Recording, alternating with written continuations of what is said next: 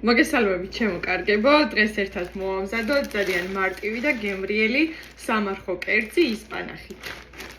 ორი თავი ხახვი დავჭერი არც თუ ისე წვრილ ნაწილებად, შემდეგ ტაფაზე დავასხი ზეითუნის ზეთი და გადავიტანე ხახვი, მოვშუშე ცოტა ხნით, ასევე დავუმატე დაახლოებით 2 კბილინი 2.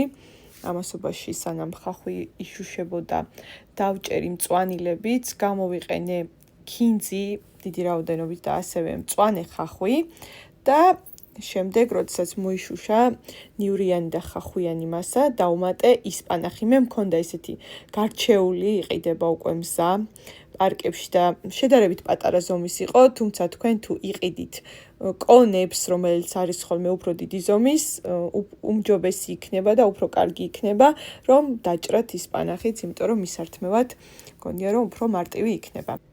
შემდეგ უკვე როდესაც ისპანახი მზად იყო, დავუმატე მოხარშული ბრინჯი, კარგად ამოურიე და დავამატე მარილი გემოვნებით. წიწაკა არ გამიკეთებია, თუმცა მგონია რომ ცოტა მოხდებოდა, მე არ გავუკეთე ბავშვების გამო, რომ ეჭამათ და ბოლოს დავუმატე მწვანილი და ყველაზე მთავარი, რაც ძალიან უხდება ამ კერძს, დავაწურე ლიმონი. სცადეთ, ძალიან გემრიელია, დარწმუნებული ვარ თქვენც მოგეწონებათ. დროებით